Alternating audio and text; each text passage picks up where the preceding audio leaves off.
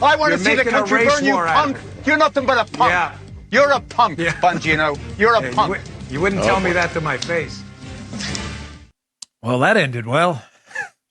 Well, I had to explain to Geraldo last night, again, Dunning-Kruger here, why, given my experience in both grappling and policing, two things probably relevant to this, control tactics and that type of thing, why this is one of the dumbest ideas I've ever heard in my life. Check this out. If you put the firearm on the other side, the firearm, you would probably have to cross-draw it because you'd want to fire with your dominant hand, which if you were ever a cop, you'd know that, but you reported on being policing. What's the problem with a cross-draw? The problem is when you're tackled and put on the ground, the weapon's more accessible to the bad guy than it is to you. But because you've never done policing, never done control tactics, but you've reported on it, you wouldn't know any of that. So maybe a little bit of humble pie, back off, stop telling everyone about your great reporting, deal with facts, and realize you don't know what you think you know. You just know what you think you reported on. Hey, listen, again, I get for some of you this may be a little harsh. You know, but Geraldo and I have had a long ongoing beef on Hannity about a lot of issues. And it's not personal to me. Apparently it is to him. It's really not to me. But you have to understand, I don't feel any need to default to a defending what happened with the officer in the Dante Wright shooting. I just have the need to tell you the truth. Clearly appears at this point to be an accident.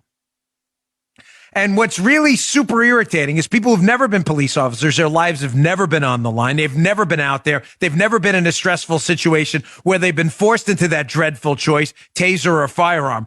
To propose solutions, which if you had a modicum of experience, you would know immediately are stupid, really drives me crazy because we never solve the problem then because we get bogged down in dopey solutions for people who have no idea what they're talking about. That's not helping, folks. I'm really sorry. Maybe if Geraldo sought some input from actual police officers and control tactics people, he would have figured out how dumb of an idea that is. Think about it, folks. If you're going to fire a firearm that has the strong potential to terminate someone's life, we all agree on that, correct? If you are going to fire a firearm, wouldn't everyone in the audience agree maximum accuracy is a priority? As we used to say in the Secret Service, you are responsible for every single round. No missteps. You miss around the president when you're protecting him, you could knock them off. So wouldn't you agree that if you are right-handed like me, it is probably a good idea using an instrument that could kill someone that you probably use your dominant hand? So if you're going to put a firearm on the opposite side, meaning, I'm sorry, I have to stay on the mic here. So for those watching on video, you would have to cross draw it. What's the problem with a cross draw? Again, if you just asked people with experience who are competent and have expertise in this and who are actual police officers, he didn't, he's a reporter, you would know there were a couple problems. The first, the minute you go to cross draw, a bad guy can come in and push your elbow in. And if he pushes your elbow in, what can you not do? Grab your firearm. Watch, folks. You need a demo? Let me show Geraldo. Doesn't work.